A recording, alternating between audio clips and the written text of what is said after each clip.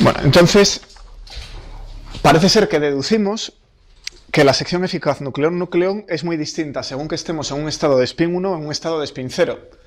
¿Se puede hacer una comprobación experimental independiente de esto?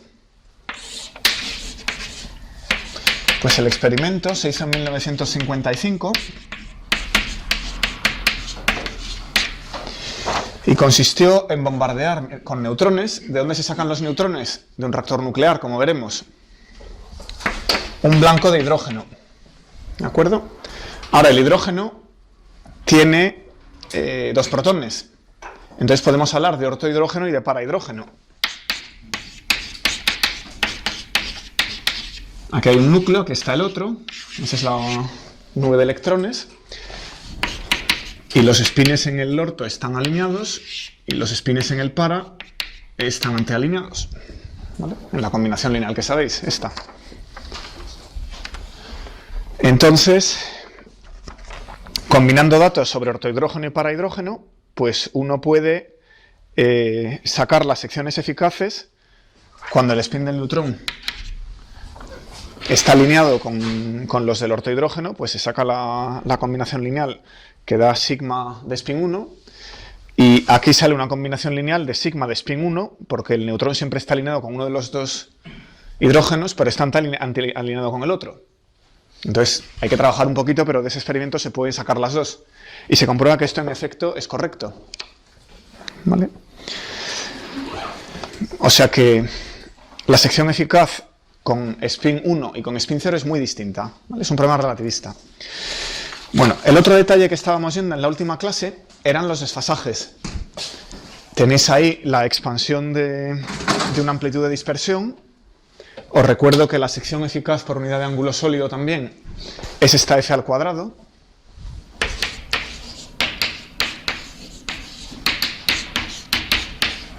¿Vale? Y entonces os quería enseñar ahora los desfasajes para el problema de dispersión núcleo-nucleón. Vamos a verlos. Neutrón-protón. Vamos a poner neutrón-protón primero y luego pongo protón-protón. Lo primero que vemos es la notación. Esto es 2s más 1, igual que en espectroscopía atómica. Eso es el momento angular orbital y el J total. Así que aquí veo singlete de spin, spin 0. Aquí veo onda S, L igual a 0, el neutrón y el protón en onda S. Para dar J igual a 0, claro, 0 y 0 tiene que dar 0. Vamos a buscar otro. Aquí, 3s1, ¿esto qué es? 3 quiere decir triplete. S, L igual a 0, spin 1 más 0, total 1. ¿De acuerdo? Bueno, comparemos los dos. El 3s1, los spines paralelos, viene de 180 grados más o menos. Eso es algo que en mecánica cuántica se llama teorema de Levinson. Si hay un estado ligado, el desfasaje empieza en pi. Si hay 2 estados ligados, el desfasaje empieza en 2pi, yendo a 0 en infinito, a energía infinita, ¿vale? O sea, el eje de las X tiene la energía en el laboratorio, altas energías es el momento. Entonces el desfasaje va a 0 por convención, es como se elige la fase. Entonces, si hay un estado ligado o n estados ligados, aquí se va a npi. Sin embargo, si no hay estados ligados, esto vuelve a 0. Este desfasaje ahí veis que dobla y a muy baja energía vuelve a 0. ¿Vale? Eso es muy distinto. El comportamiento de este que dobla y vuelve y este que es bastante grande hace que la longitud de scattering, que es el radio de la esfera equivalente, la sección eficaz, pero expresada como 4pi al cuadrado, sea muy distinto. La sección eficaz con los espines alineados y con los espines antialineados es muy distinto. Bueno, ¿qué pasa si ahora añadimos unidades de momento angular orbital? Hemos visto onda S, los 2 espines, se dispersan neutrón-protón así o así. Pues ahora vamos a añadir un momento angular orbital. Entonces generamos desfasajes en onda P, en onda D. En la serie que está detrás de la pantalla teníais una suma sobre L. A ver, se converge. Entonces fijaos, este es el singlete P. Es negativo. ¿Qué quería decir que fuera negativo? Que la interacción era repulsiva, ¿verdad? Aquí la interacción es atractiva, aquí la interacción es repulsiva. Bueno, entonces, fijaos que no es demasiado grande. Mientras que este, por ejemplo, era de orden 50 a 100 grados, si nos vamos a 100 MeV son 50 grados, pues aquí es un poquito menos, menos 15 grados. ¿Vale? Es repulsiva y más débil. Si me voy a la D, está por algún sitio, aquí hay una D, pues también es pequeñita, menos 10 grados. Si me voy a la F, a 100 MeV ya estamos hablando de 1 grado, una fracción de 1 grado. ¿Vale? O sea que la serie converge rápidamente. Los desfasajes son cada vez más pequeños, el seno al cuadrado es cada vez más pequeño, y la sección eficaz, que es 4π entre k cuadrado por la suma de los senos al cuadrado, es una serie que converge muy rápidamente. ¿De acuerdo? Bueno, pues estos son los desfasajes de neutrón-protón. Y claro, hay combinaciones 3p y 1p, según que pongamos los spines alineados o en spin cero. ¿Qué pasa, sin embargo, en protón-protón? ¿Qué esperáis ver? ¿Qué diferencia hay entre neutrón-protón y protón-protón? Primero, la repulsión coulombiana. Entonces, eso, como es muy fácil de calcular, se descuenta de los datos. ¿Vale? Y lo que os enseño es el desfasaje fuerte, el debido a la interacción fuerte. Porque la parte coulombiana se entiende muy bien, es la dispersión de Rutherford. ¿Vale? ¿Qué otro efecto hay en protón-protón? Que son partículas idénticas. Entonces, como son fermiones, la función de onda tiene que ser antisimétrica. No todo esto es antisimétrico, ¿vale? En protón-protón, fijaos, por ejemplo, que no hay un 1p1 ni un 3s1, hay menos ondas. ¿Vale? En neutrón-protón os he enseñado el spin 0, momento angular 0, y el spin 1, momento angular 0. Aquí solo hay el de spin 0, porque el de spin 1 da una función de onda simétrica, y eso no puede ser. Y lo mismo con las P. Entonces hay menos ondas. Para las P tenemos tripletes y no singletes. Y aparte de eso, cualitativamente es lo mismo. Veis el signo, os dice enseguida si el potencial es atractivo o repulsivo en ese canal. Entonces veis que este es negativo y ese es positivo. Luego el 1s0, en onda S vemos un potencial atractivo, en onda P vemos un potencial repulsivo. Y vemos además que converge rápidamente. 1s hablamos de 40 grados, 20 grados a 100 MeV. 3p hablamos de menos 10 grados. 1d, en 100 MeV estamos en 4 grados. F, 1 grado. G, medio grado. H, 0,2. ¿no? O sea que esto converge rápidamente. El seno al cuadrado va muy bien. Entonces, con unos pocos desfasajes se puede describir la sección eficaz a baja energía. ¿De acuerdo? Un epígrafe pequeñito para describiros cómo entendemos las interacciones nucleares hoy en día.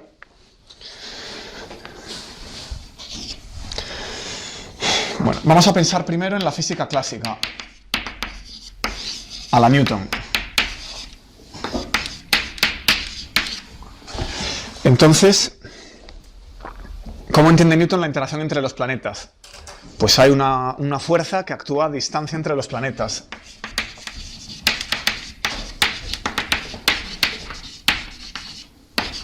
Proporcional a 1 entre r cuadrado, ¿verdad?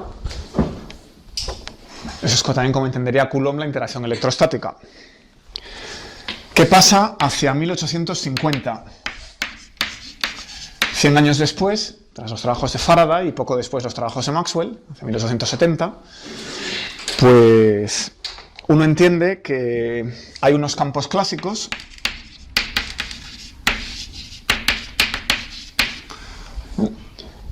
de manera que una carga actúa como fuente, extiende como dedos de campo hacia afuera, que cubren el espacio, y las demás cargas interaccionan con ese campo, no interaccionan directamente con la partícula que lo creó.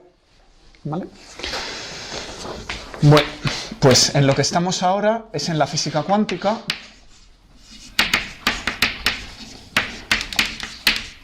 Y la comprensión es de los años 30. ¿Vale? Entonces, ¿cómo se entienden las interacciones entre partículas, entre nucleones? Estamos hablando de la interacción nucleón-nucleón. Bueno, pues ahora los campos tienen que ser cuantizados. De nuevo, uno de los dos objetos crea un campo que se extiende por el espacio, pero ese campo a su vez es un objeto cuántico, como la partícula que lo creó, y sus cuantos son paquetes individuales de energía, como el fotón, que median la fuerza entre las dos partículas, ¿no? Entonces, el cuanto del campo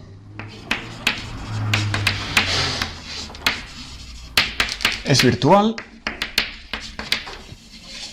puede tener un Q cuadrado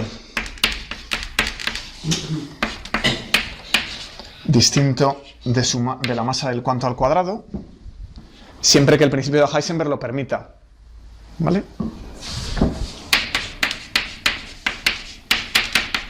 Durante un tiempo muy pequeño, el cuanto del campo puede tener un Q cuadrado que no coincida con su masa al cuadrado.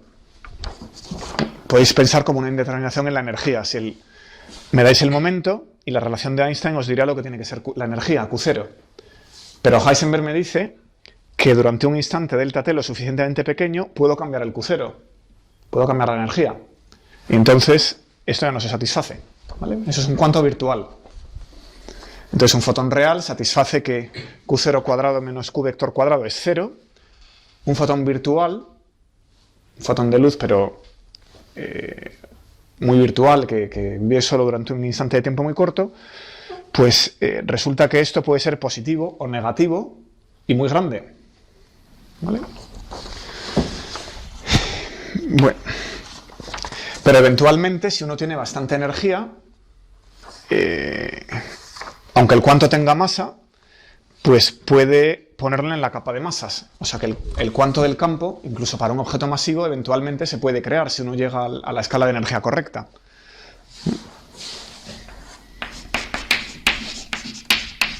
Entonces, si la masa es muy grande, aunque no haya bastante energía para crearlo, sí podemos ver sus efectos virtuales. Y cuando la energía llega a ese umbral más alto, entonces se puede crear el cuanto del campo y verlo. En el caso del fotón no hay problema porque su masa es 0. Con energía muy pequeña se pueden producir fotones de radio. La gracia del tema es si las interacciones son mediadas por otras partículas muy masivas. A baja energía solo vemos el potencial mediado por cuantos virtuales. Y alta energía, cuando uno llega al umbral de masa suficiente para crearlas en pares, entonces se puede aislar la partícula física. Pues eso es lo que vamos a hacer. Bueno, entonces la imagen es que una partícula emite un cuanto, ese es el nucleón primero, el cuanto se propaga virtualmente a todas partes y de vez en cuando un cuanto virtual es absorbido por otra partícula. Así que, igual que en la imagen clásica, se hablan a través del campo, pero se hablan en paquetes. Bueno, pues ¿qué nos lleva a pensar que hay fuerzas de intercambio en física nuclear? Evidencia de la época. La primera evidencia es la saturación de la fuerza nuclear. Tenemos un núcleo y sabemos que un nucleón solo interacciona con sus vecinos más próximos, pero no con los que están a más distancia.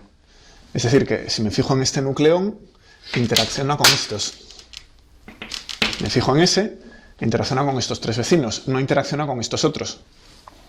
Eso sí parece como que se emite algo de corto alcance que no puede llegar a los más alejados. Bueno, la otra pista es el pico de la sección eficaz hacia atrás. Si uno dispersa dos nucleones,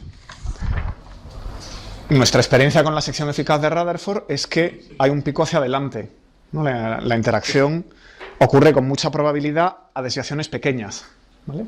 Entran los dos objetos y apenas se deflectan, ¿vale? Se cruzan tocándose un poquito.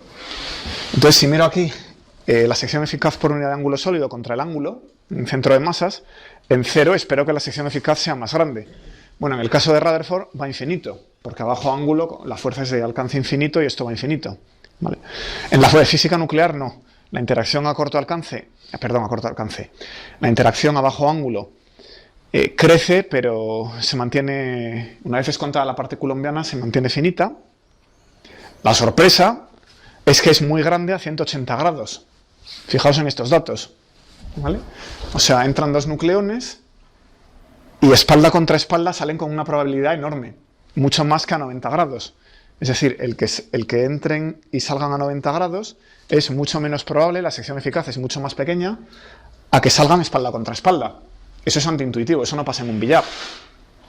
Si os ponéis a jugar al billar, que esto no ocurre. Entonces, ¿qué es lo que estamos viendo? Pues imaginaos que en el billar la bola blanca golpea la bola negra y se cambian el color. ¿Vale? La bola blanca sale hacia adelante, pero ha cambiado de color, sale como negra, y la bola negra, en el centro de masas, sale hacia adelante, pero ha cambiado de color y sale como bola blanca. O sea, imaginaos que en el proceso de colisión pudieran cambiarse el color. Entonces veríamos esto. Esto no sería más que este pico doblado hacia allí. ¿Vale? ¿Lo veis, verdad? Si la interacción, si lo más probable es que se crucen, tocándose apenas un poquito, ¿vale? Una desviación muy pequeña, pero se cambian el color, entonces deberíamos ver en el centro de masas un pico hacia atrás, porque entran al revés, o sea, salen al revés que entraron.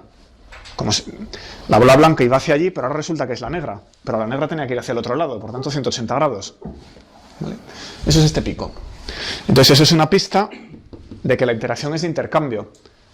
Las dos bolas se han intercambiado algo que lleva el color del billar. ¿Vale?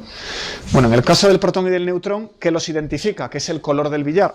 Pues es el isospin, la carga eléctrica, ¿verdad?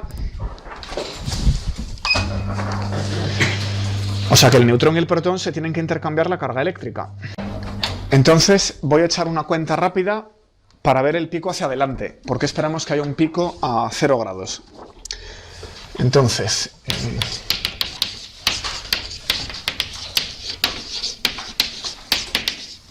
bueno, vamos a ver, como el pico va a ser hacia adelante, el seno y el ángulo van a ser más o menos lo mismo, y esto va a ser el momento transferido en la colisión, el momento que cambian, dividido por el momento en la colisión. El momento transferido va a ser del orden de la fuerza por el tiempo que actúa, el impulso. Vale. Y la fuerza va a ser del orden, la derivada del potencial respecto a R, por delta de T dividido por P. Esto es la ley de Newton.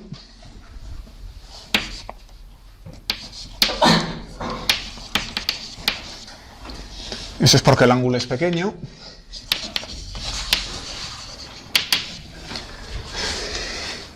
Bueno, eso es la definición de potencial, no tiene más. Y ahora, para un potencial típico, como el pozo cuadrado o lo que sea del deuterón, entonces imaginemos que el potencial tuviera esta forma. Vamos a aproximarlo por una línea recta. ¿Vale? Bueno, pues con un potencial así, para hacer un orden de magnitud me sirve, pues esto viene a ser la profundidad del pozo dividido por la distancia típica.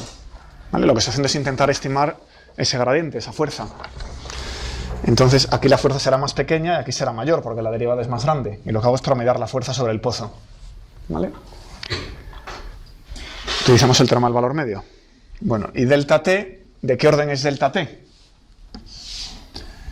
Pues esto dependerá de la velocidad con la que pase la partícula. La partícula tiene, o sea, la partícula reducida, el neutrón y el protón se cruzan y se ven durante una distancia R mayúscula.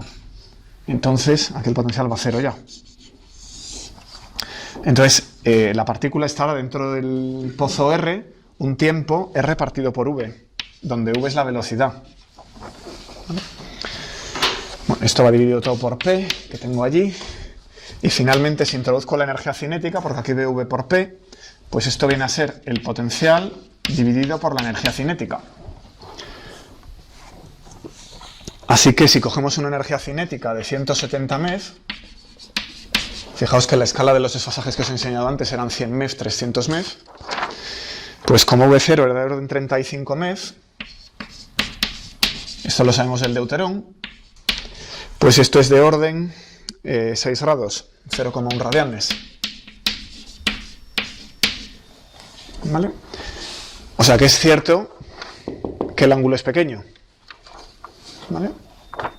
Porque el potencial es bastante menor que la energía cinética. Bueno, pues entonces esperamos que en nucleón-nucleón haya un pico a bajo ángulo. ¿Vale? Es donde está la interacción. La desviación típica es de bajo ángulo. Y sin embargo vemos un pico hacia atrás. Entonces, el pico a gran ángulo, ¿cómo se interpreta? Pues tiene que ser el intercambio de números cuánticos. Lo que aparentemente vemos es esto, que el protón rebota sobre el neutrón, y lo que en realidad está pasando es que el protón apenas se desvía, el neutrón apenas se desvía, pero se cambian los números cuánticos.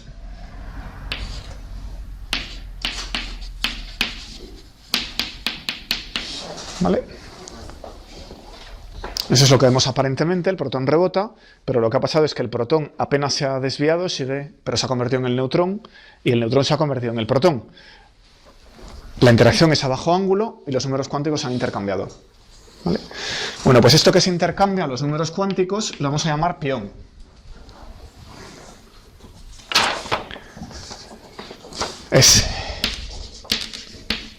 Bueno, la palabra inicial era mesón, es algo que está en el medio y además tiene masa intermedia.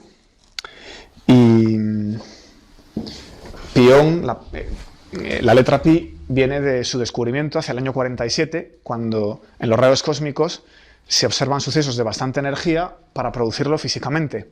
Y entonces se ve que su desintegración, su traza, como comentaré más adelante, tiene esta forma. ¿Vale? Típicamente las figuras son así. El pión se desintegra en un muón que acaba en un electrón y los ángulos parecen rectos. Y por eso se le dio el nombre pi, no hay otra razón. ¿Vale? Bueno, eso lo enseñaré más adelante. Ahora voy a fijarme en los números cuánticos. ¿Esto que se intercambia, qué números cuánticos tiene? Como hablamos de un neutrón con spin 1 medio, isospin 1 medio y tercera componente de isospin 1 medio, para ir a un protón de spin 1 medio, de isospin 1 medio y de tercera componente de isospin más 1 medio, pues ¿qué números cuánticos puede tener el pión? ¿Vale? Un medio para dar un medio, eso quiere decir que el spin del pión puede ser 0 o 1. En el curso de partículas de cuartos se averigua que es 0. ¿Vale? Es que lo que estáis viendo ahí es compatible con spin 0. No me voy a entretener ahora en verlo. Y el isospin 1 medio para dar isospin 1 medio, pues también es compatible con 0 o 1. El neutrón tiene menos 1 medio de tercera componente. Vamos de menos 1 medio a más 1 medio. Luego, obligatoriamente, el isospin es 1. El pión tiene spin 0 e isospin 1. Como tiene isospin 1, es un triplete. Hay pi más, pi 0 y pi menos, la componente menos 1, 0 y 1 de isospin. O sea que tenemos 3 piones. ¿Vale? Bueno, lo siguiente que quiero hacer es obtener la masa del pión. Entonces, estos trabajos son de Yukawa, Hideki Yukawa, un físico japonés, trabajando en los años 30. Fue el que predijo el pión. Entonces la idea es la siguiente: el primer nucleón emite un pión virtual. Le voy a poner una estrella a las partículas virtuales que no satisfacen la relación de Einstein. La violan durante un breve instante permitido por Heisenberg. Y luego ese pión virtual es absorbido por el otro nucleón.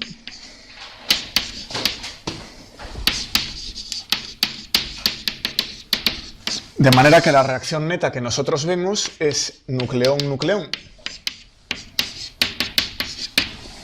¿Vale? Y el cuánto ha sido intercambiado. Bueno, del alcance de la fuerza vamos a ver la masa. ¿Cómo se hace esto? Pues en el centro de masas vemos que esta reacción viola la conservación de momento de energía. Entonces, si cogéis E0 igual EF más la energía del pión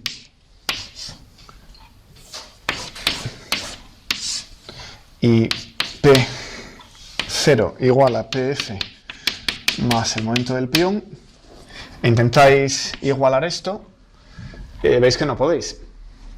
¿vale? En el centro de masas tenéis que P0 es PF más Ppi igual a 0, y la única posibilidad es que la energía del pión sea 0. ¿Vale? No puedo emitir un pión con ninguna energía, luego no puedo intercambiar nada. ¿De acuerdo? O sea que clásicamente no se puede. Hay que violar la conservación de la energía durante un instante. ¿Vale? Bueno, pues eso es lo que permite el principio de Heisenberg. La violación cuántica es, durante un intervalo de tiempo menor o igual que h barra delta de E, que es lo que me hace falta para la violación de energía que necesito, pues puedo tener ese pión en vuelo, pero no más. Bueno, entonces, ¿cuánto es delta D? Pues típicamente la masa del pión. Así que esto es h barra entre la masa de ese objeto, como mínimo, si le doy momento incluso más, por c cuadrado. ¿Vale? Aquí entra el principio de incertidumbre. Bueno, entonces, el alcance de la fuerza, ¿de dónde lo saco? Pues voy a cerrar los ojos y poner c igual a 1, aunque sepamos que c será menor que 1, pero da igual, vamos a ponerlo a 1. O sea, no, vamos a ver. C es 1, por definición de las unidades. Voy a cerrar los ojos a que la velocidad del pión sea menor que 1, la voy a poner a 1 también. De manera que voy a confundir el tiempo que vuela el pión con el alcance del pión. Eso es una hipótesis sobre la velocidad del pión, no sobre la de la luz. Bien, entonces la velocidad del pión es 1. Será un poco menos, pero bueno, lo ignoro. Entonces esto es menor o igual que, pues, h barra partido por mpi. Y ya pongo c igual a 1 y velocidad del pión igual a 1. ¿Vale? Y estos son 197 MeV por Fermi, hemos dicho, dividido por la masa del pión, c igual a 1.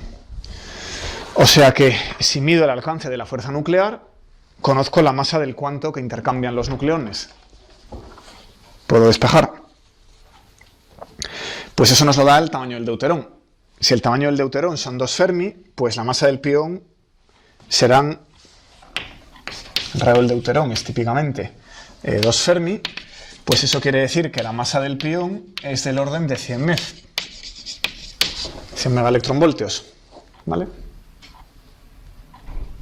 Está claro, ¿no? O sea que Yukawa predice que los nucleones están intercambiando unos cuantos de isospin 1, hay 3, pi más, pi menos y pi 0, de masa aproximadamente 100 MeV. ¿Vale? Bueno, pues es correcto. Esto se produce, se encuentra que la masa de los piones cargados y la masa del pi 0 son ligeramente distintas. En promedio de isospin son 138 MeV. Promediando son ligeramente distintas, son 139 y 135. En promedio salen 138. Y efectivamente hay 3. Esto ya es de 1947. Trabajos en los Pirineos, con rayos cósmicos. Bueno. Vale, voy a parar un minuto y os hago el potencial de Yukawa. Pues ahora os voy a contar el potencial de Yukawa. Y el mejor punto para empezar, para recogeros, es la ecuación de Schrödinger para ese pión virtual.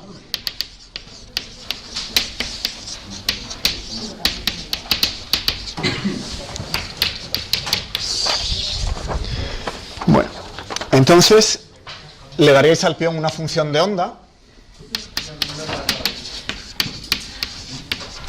y escribiríais un hamiltoniano. Vamos a coger un pión libre, menos p cuadrado entre 2m, igual a I h barra derivada de la función de onda respecto al tiempo. Bueno, este p cuadrado lo podéis escribir como I h barra gradiente, ¿verdad? Escribiríamos algo así. Lo que ocurre es que el pión este, pues, puede ser relativista. ¿Vale? O sea que voy a cambiar esta ecuación de Schrödinger por una versión relativista. Sea una ecuación de Klein-Gordon, porque hemos visto que en física nuclear las cosas ocurren con una energía donde las correcciones relativistas son importantes. Entonces vamos a ser un pelín más finos y vamos a cambiar p cuadrado entre 2m por una energía que sea la raíz de p cuadrado más m cuadrado, c es igual a 1. ¿Vale? Bueno, entonces, ¿cómo queda la ecuación? Pues es de segundo orden. Tengo aquí el laplaciano menos m cuadrado, derivada segunda de phi respecto al tiempo dos veces. Esa es la diferencia más importante con la ecuación de Schrödinger. El tiempo aparece a segundo orden. Se parece más a la ecuación de onda que satisfaría la luz, por ejemplo. Lo que ocurre es que hay un término aquí con una masa. Eso no está en la ecuación de onda de la luz. ¿Vale? Pues os presento la ecuación de Klein-Gordon. ¿De acuerdo? Bueno, pues asumimos una solución independiente del tiempo, que es como se puede sacar un potencial. De manera sencilla.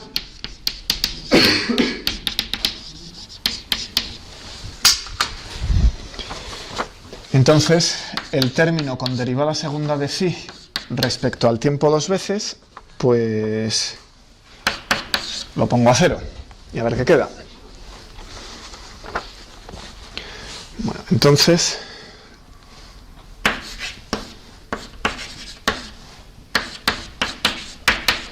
me queda esta ecuación.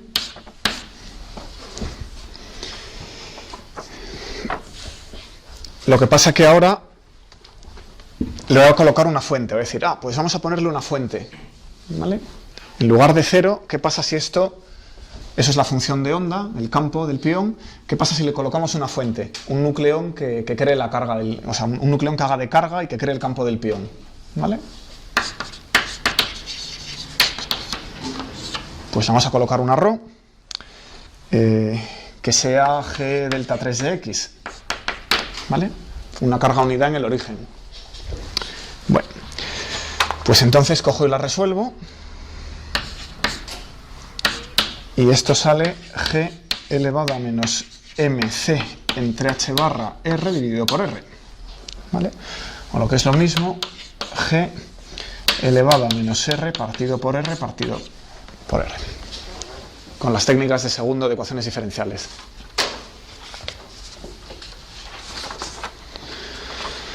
Bueno, ¿qué hemos hecho aquí? He cogido la masa del pión y la he convertido, su inverso en unidades naturales, es una distancia. Eso es la relación que hemos visto antes, entre el alcance y la masa del cuanto. ¿Vale? Entonces, lo que veo aquí es un potencial de corto alcance R, mayúscula, 2 Fermi. Eso se llama potencial de Yukawa.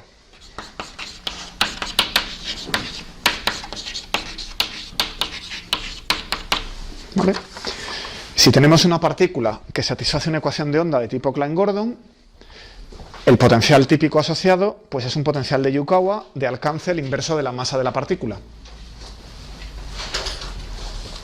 Bueno, este potencial lo hemos usado brevemente cuando hicimos la transformada de Fourier del potencial de Coulomb, ¿os acordáis?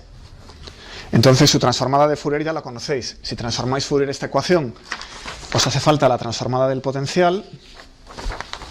Lo voy a poner aquí.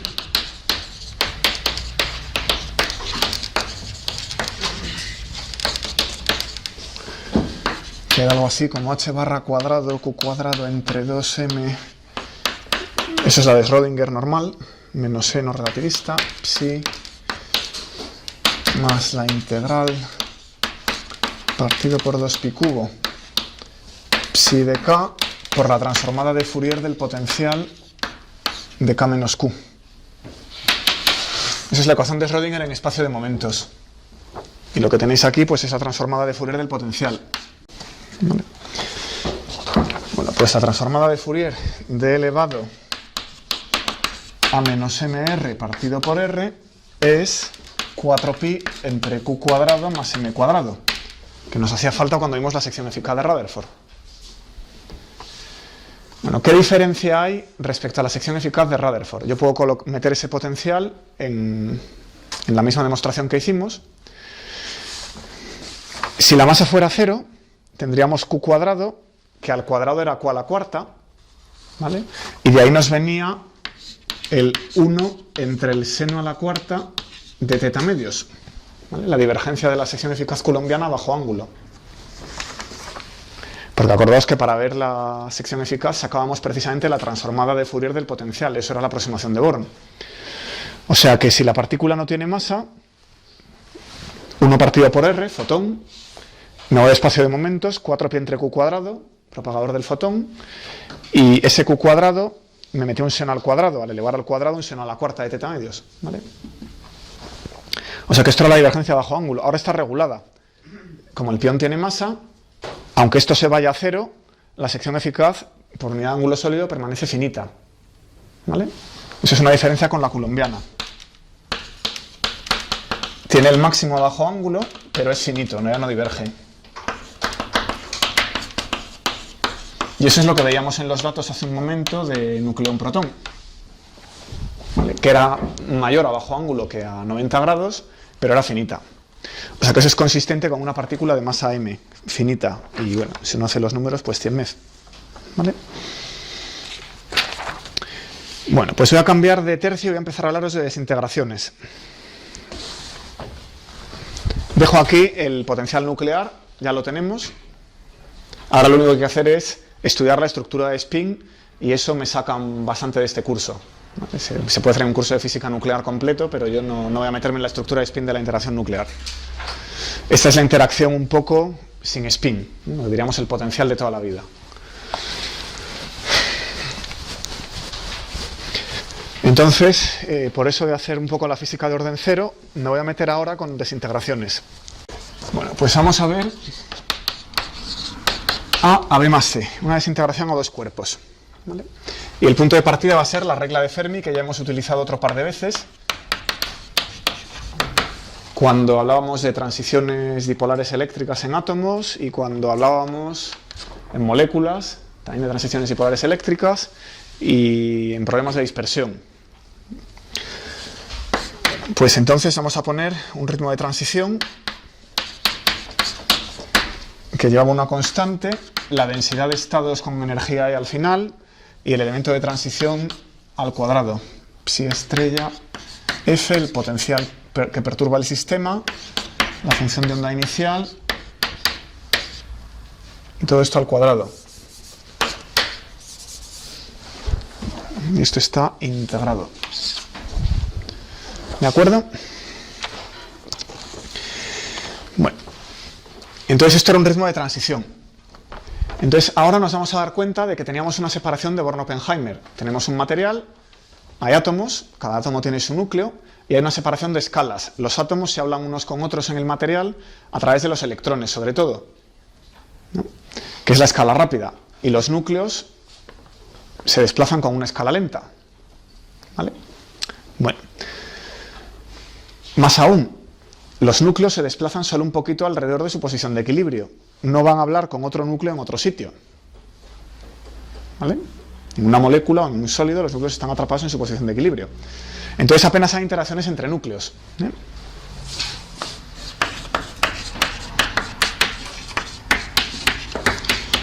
Los núcleos son prácticamente independientes entre sí.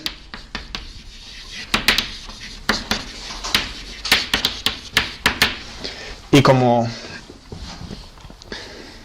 son tan pequeños, la nube electrónica apenas les afecta. ¿Vale? La dinámica nuclear se ve muy poco afectada por el entorno electrónico que tienen.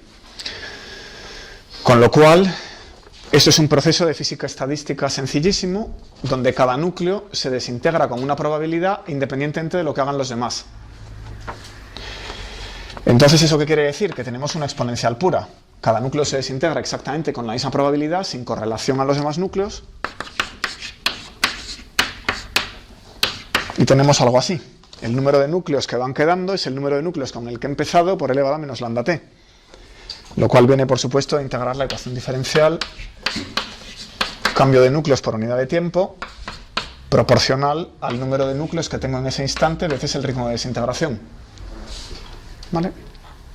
Se integra y sale esto.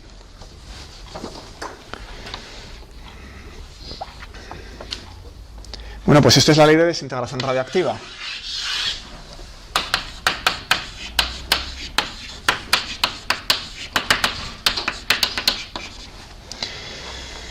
Bueno, ¿cómo es la distribución de energía de los estados?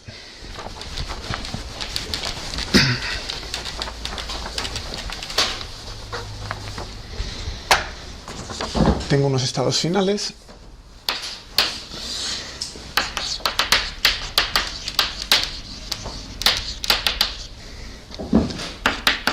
El estado que se desintegra tenía energía E sub A, pues la forma de la distribución de los estados finales que encuentro es una campana que se llama de Breit-Wigner, centrada en la energía nominal del estado inicial. ¿Vale? A esto, por supuesto, se coge a la mitad de la altura, esto se le llama anchura, como una resonancia del oscilador armónico en mecánica clásica. ¿Vale? Y la fórmula, la probabilidad de encontrar estados con energía E por unidad de energía, pues es diferencial de E dividido por E menos EA al cuadrado más gamma cuadrado A partido por 4. A es el estado inicial, ¿verdad? ¿Eso de dónde viene? Pues una manera pedestre de intuirlo es fijarse en que la probabilidad de los estados pues será algo así como la función de onda transformada a Fourier. Cojo el tiempo y lo transformo a Fourier a la energía. ¿Vale? Si hago eso, esto es la integral de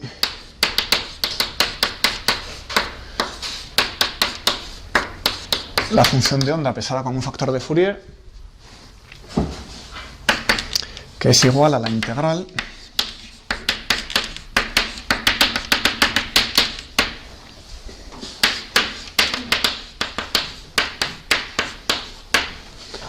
Y ahora, ¿cómo es la función de onda del estado inicial? Podría decir que era la de siempre. Elevado a menos i, energía por tiempo. Pero eso no me sirve porque es un estado que se desintegra. Entonces, como cada vez van quedando menos, aquí tiene que haber una parte real.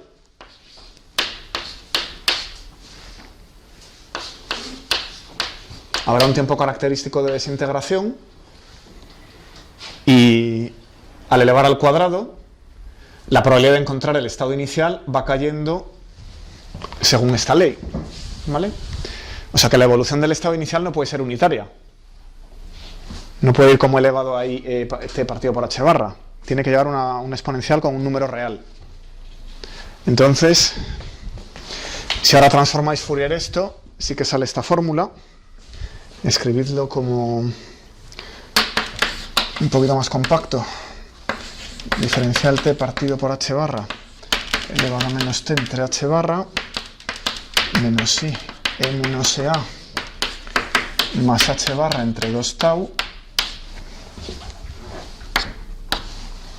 Y ahora ya sale. Esa transformada de Fourier es 1 entre menos i e menos ea más h barra entre 2 tau a. ¿Vale? Así que esta anchura gamma, bueno, ahora lo que hay que hacer es elevar al cuadrado. Para sacar la probabilidad hay que coger esa transformada de Fourier y elevar al cuadrado. ¿De dónde sale esta fórmula? Identificando la anchura, que se suele medir en kiloelectronvoltios o megaelectronvoltios, según la desintegración, con h barra entre tau a, que es lo mismo que h barra lambda. ¿Vale? El ritmo de desintegración es lambda. Bueno, pues voy a hacer la cinemática no relativista. Me voy a fijar en las partículas alfa. Vamos con la alfa. Entonces necesitamos un núcleo correcto, se desintegra a B más una partícula alfa, y las energías típicas liberadas son algunos MeV. Si la energía por nucleón son 8 o 9 MeV y voy a 7 MeV a lo mejor de ligadura por nucleón, pues libero unos poquitos, ¿vale? O sea que la energía liberada son algunos MeV, pero la masa de la partícula alfa, que es un núcleo de helio, es 4 veces la masa del nucleón. O sea que hablamos de 3.800 MeV, y la masa de los núcleos pues será mayor. ¿Eso qué quiere decir? Que esto es no relativista. En buena aproximación, prácticamente no relativista. ¿Vale? Así que tenemos aquí el núcleo inicial con momento cero y masa m, que se desintegra en P1, M1 y P2, M2. ¿Vale? Bueno, la A se me va a caer. Una es la partícula, bueno, este es A, esto es la partícula alfa, por ejemplo, y este es el núcleo en retroceso, B. O sea que 1 y 2 son la partícula alfa y el núcleo hijo. Bueno, entonces, ¿cómo es el elemento de anchura? Necesitamos el espacio de fases final, 2pi cubo alrededor de P1 y P2, 2pi cubo, esto lo habéis visto en física estadística, por la conservación de momento. Solo los estados que satisfagan conservación de momento están permitidos.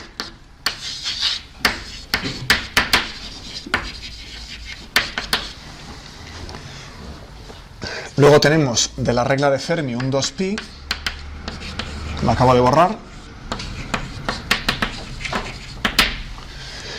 Eso es la densidad de estados. Luego hay un 2pi. Y luego, ¿qué más tengo? La conservación de la energía, que está en la regla de Fermi.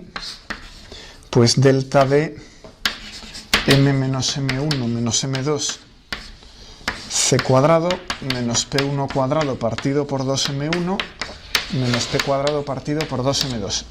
¿Vale? Entonces, si el estado inicial tiene más masa que los estados finales, la diferencia se convierte en energía cinética de los productos. Esa es la conservación de la energía. Y como salen espalda contra espalda porque estamos en el centro de masas, los módulos son iguales. Bueno, entonces, de esta conservación de la energía y con los módulos iguales, eso es un 2, se puede despejar el módulo del momento. ¿Vale? Si lo hacéis, el módulo del momento, que es igual a cualquiera de ellos, P1 igual a P2, pues es la raíz dividido por M1 más M2 de 2M1 M2 M menos M1 menos M2, y si queréis poner las Cs, aquí hay una C cuadrado. Bueno, entonces ahora podemos integrar el elemento de anchura para cada estado sobre varias de las variables. Puedo integrar sobre el ángulo de la variable 1,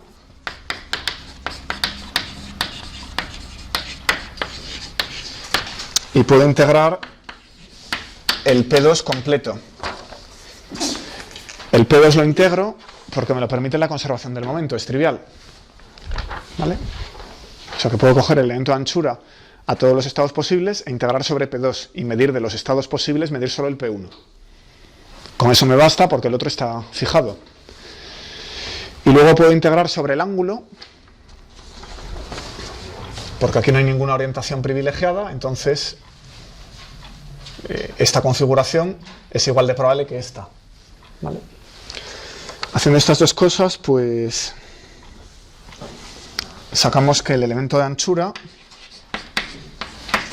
aquí me falta, por supuesto, el potencial. En la regla de Fermi me faltaba el potencial. El elemento de matriz del potencial entre el estado final y el inicial. Bueno, pues esto queda el momento al cuadrado entre pi por el elemento de matriz del potencial al cuadrado por diferencial de P1. ¿Vale? Ese es el resultado. He integrado P2, he integrado los ángulos de P1, la única variable que queda es el módulo de P1, que está aquí. P1 está fijado por conservación de la energía. Bueno, entonces en cualquier caso a lo que venía es que uno espera que las anchuras crezcan con la energía liberada.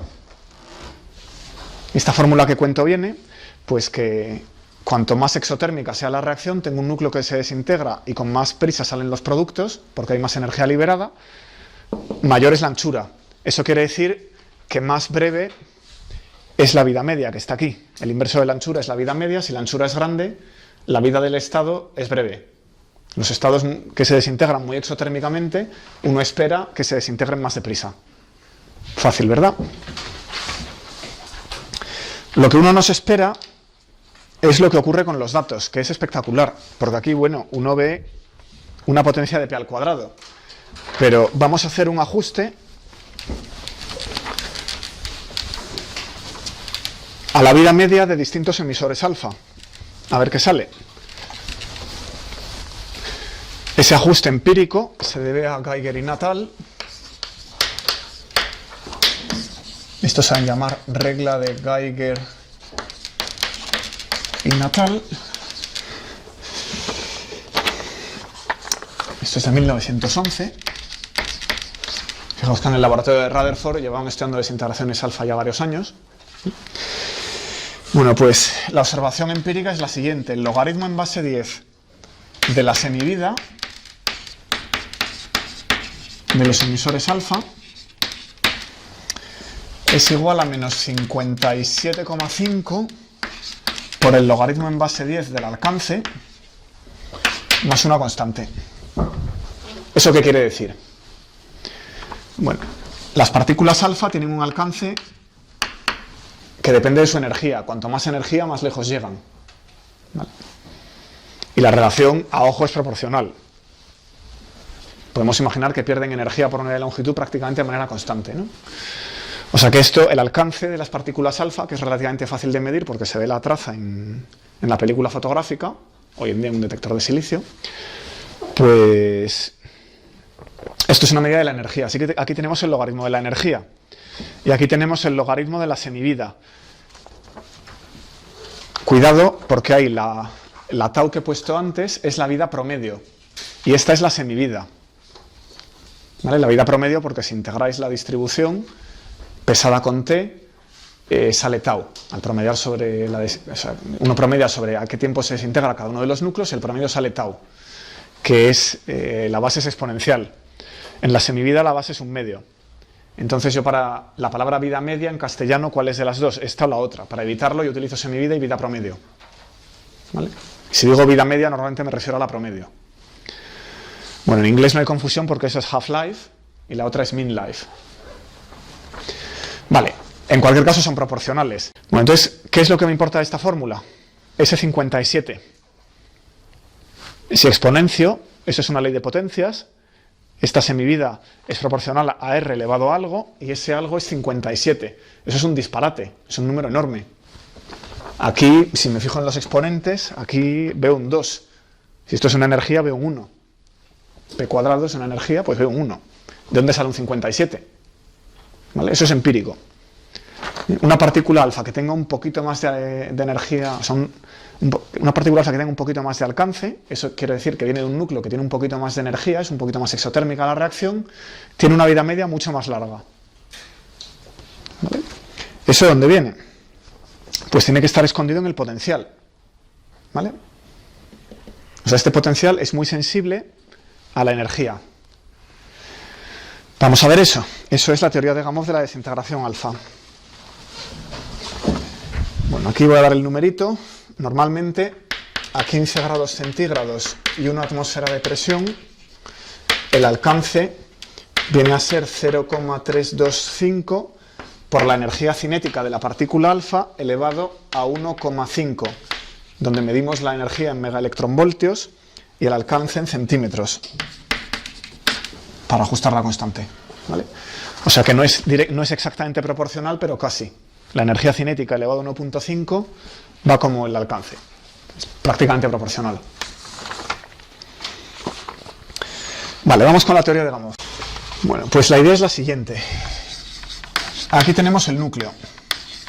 Protones y neutrones. E imaginemos que se desintegra alfa. Eso quiere decir que en un instante dado, un núcleo de helio que tiene 2 protones y 2 neutrones se desgaja del núcleo. El núcleo es más pesado, vamos a tomar y retrocede con menor velocidad. Vale. Bueno, pues la teoría de Gamow consiste en decir que hay una probabilidad de que la partícula alfa se forme dentro del núcleo, es decir, que el núcleo está en un estado virtual, núcleo hijo, partícula alfa, pegaditos, y que todo el efecto de la regla de Geiger natal viene de que aquí tengo 2 cargas positivas y aquí tengo z-2 cargas positivas. ¿Vale? De manera que entre estas dos cosas, a distancia r, veo un potencial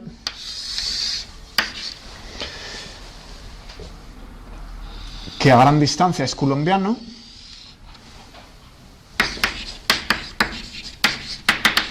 así que tiene que ir como 2 por z-2 dividido por r, repulsivo, y a corta distancia, cuando se tocan, ligan el núcleo padre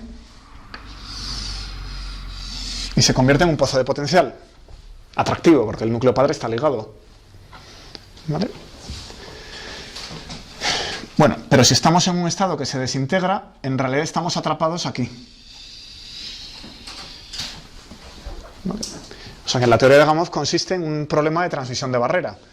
Tenemos una energía positiva para que si esto consigue salir de la barrera se libere energía, la reacción sea exotérmica. Si la partícula consigue por efecto túnel pasar hasta allí, pues se libera energía, pero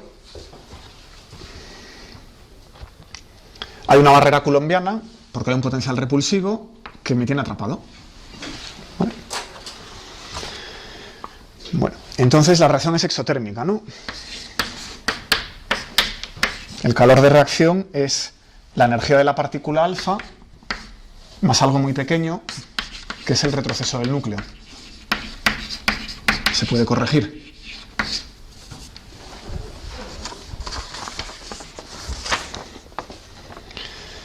Bueno, pues ahora hay que estimar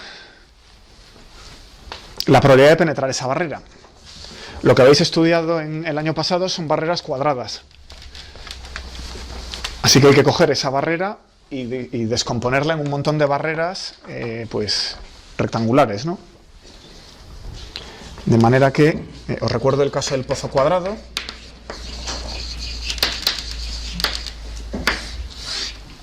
Si tenéis un pozo repulsivo cuadrado así, tenéis atrapada detrás una onda, pues la función de onda en la zona de la barrera cae exponencialmente y luego al salir vuelve a oscilar y aquí oscila con K1 igual raíz de 2 veces la masa 1 más V0 partido por h barra cuadrado. Aquí decae con raíz con K2, vamos a llamarlo K2, raíz de 2m alfa V entre A menos Q entre h barra cuadrado. V es la altura de la barrera, claro, vamos a ponerlo aquí, y A es la anchura de la barrera, son los parámetros del pozo cuadrado repulsivo. Y finalmente, una vez que consigue salir, vuelve a oscilar, solución sinusoidal, con K3 raíz de 2m alfa Q entre h barra cuadrado.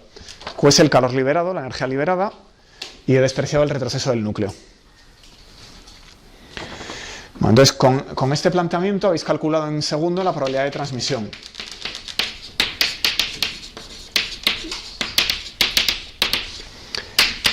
Que viene a ser elevado a menos 2K2 B menos A partido por 2. B y A. No, la anchura no es A, la anchura es B menos A partido por 2. B menos A partido por 2.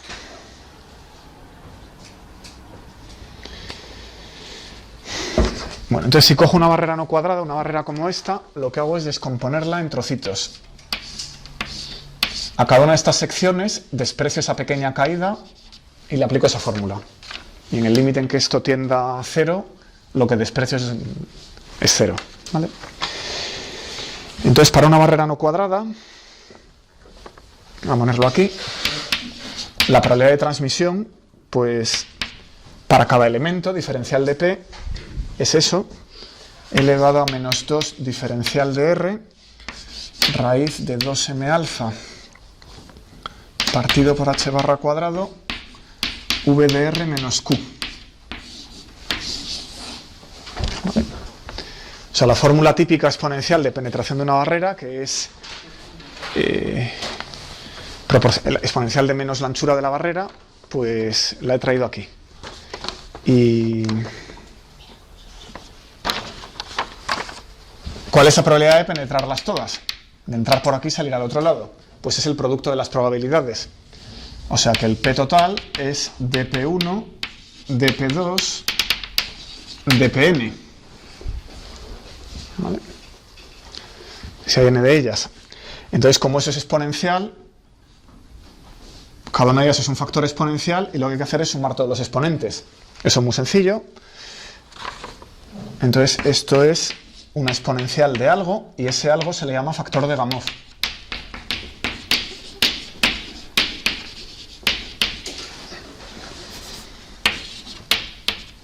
G es igual a la raíz de 2m alfa entre h barra cuadrado, la integral entre a y b, aquí sale la anchura de la barrera, que aquí era diferencial de r, veces v menos q, que es la altura de la barrera, ¿vale? O sea, el factor de Gamow tiene para cada barrera diferencial de r, anchura por altura, y luego todo eso hay que meterlo en una exponencial. Pues es la formulita. Entonces, eso explica la regla de Geiger-Natal que os voy a proyectar. Bueno, eso es como se ve una desintegración alfa fotografiada. Esas son las estrellas del radiatorio. Es un núcleo que se desintegra sucesivamente 4 veces. Es una cadena de desintegración nuclear. El núcleo emite una partícula alfa y otra, y otra, y otra. Se desintegra 4 veces en cascada. Y vemos 4 partículas alfa saliendo. Y lo que vamos viendo son las trazas de ionización. ¿Okay? Típicamente tienen de longitud algunos centímetros. Bueno, pues la regla de Geiger-Natal que nos da el calor de reacción, la energía liberada, que es el eje de las X, y en el eje de las Y tenéis el logaritmo de la vida, de la semivida. Ahí está. Esto en escala logarítmica pues está cayendo bastante. Fijaos que venimos de 10 a menos 10. Uranio 238, allí varios isótopos, radio 216, polonio 212. La energía se ha movido linealmente, aquí se liberan 4 o 5 MeV, aquí se liberan 8 o 9 MeV, y sin embargo la vida media se ha movido 20 órdenes de magnitud. O sea, de segundos a millones de años. Hay elementos radiactivos que pueden estar ahí millones de años, hay otros que en unas fracciones de segundo desaparecen. Espectacular. Bueno, pues eso se entiende con esos factores exponenciales de la teoría de Gamow. ¿Vale? Son factores de penetración de la barrera. Un poquito de energía supone una barrera mucho más pequeña, y como es exponencialmente más probable que se pueda penetrar, pues en cuanto me das un poquito más de energía, el elemento es mucho más inestable. Bueno, pues esta es la energía liberada en desintegraciones alfa. ¿Vale? Entonces, fijaos en la regularidad. Vienen en series. Tenemos series y saltos. Y aquí hay uno, por ejemplo, espectacular, ¿no? Esto nos recuerda al modelo de capas atómico, en el que, bueno, por cierto, no veis la escala. Aquí está en megaelectronvoltios. Esto nos recuerda al modelo de capas atómico, en el que de vez en cuando hay un salto en una propiedad atómica. ¿Vale? Entonces, el lunes que viene, con un poco de suerte, os haré el modelo de capas. ¿De acuerdo? El miércoles os voy a dedicar a las desintegraciones beta y gamma. De hecho, me quedan ahí 5 minutos que puedo aprovechar.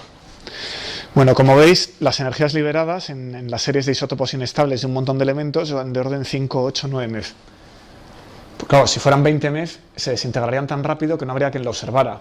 No habría núcleo padre a todos los efectos. Y si se desintegraran con energías mucho menores, 1 o 2 MeV, tardarían tanto tiempo que nunca veríamos una. O sea que esto es antrópico. Las que observamos están todas en esta banda, que es la que nos dan tiempos observables. Vamos a ver desintegración beta, para no tirar tiempo.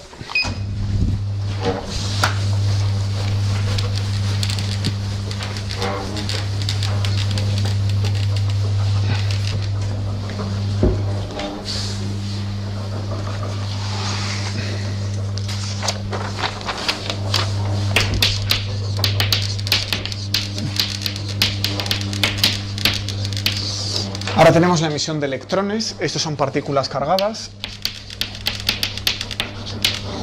O su antipartícula, el positrón, del que hablaremos también más adelante. Entonces, los electrones son mucho más ligeros. Si a un electrón le doy 4 o 5 MeV de energía, es ultrarrelativista. Entonces la cinemática no relativista ya no nos sirve.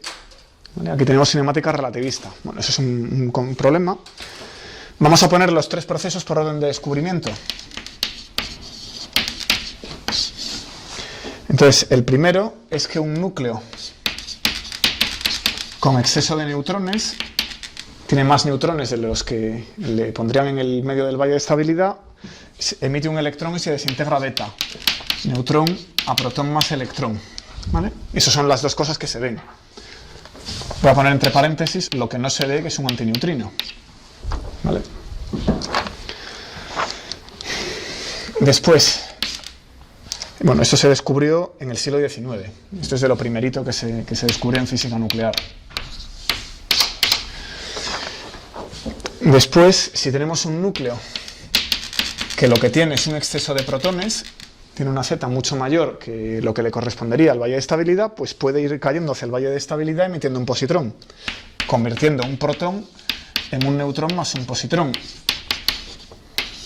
Bueno, y un neutrino que no se ve. Entonces ese es un descubrimiento de 1934 de Joliot. ¿Vale?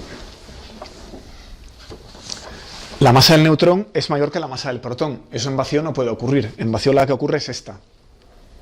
Pero en un núcleo, si por las cuestiones de energía, ligadura, estabilidad, el valle de estabilidad nuclear, etc., la parábola de masas nos ayuda, estamos del lado de gran Z, la energía necesaria para fabricar el neutrón a partir del protón me la da el núcleo.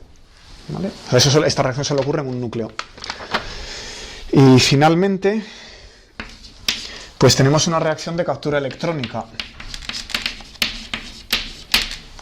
en la que un protón más un electrón de la corteza atómica dan un neutrón. ¿Vale? La reacción es esta. Entonces, ese electrón es robado de la corteza atómica. Ya estaba presente antes. Aquel electrón o el positrón se crean, aparecen, ¿no? Hay que utilizar un formalismo cuántico como operadores de creación y destrucción. Bueno, aquel electrón ya estaba, o sea que esta es más sencilla de tratar si uno se lo quiere calcular. Y esto es el descubrimiento es de Álvarez hacia el año 38.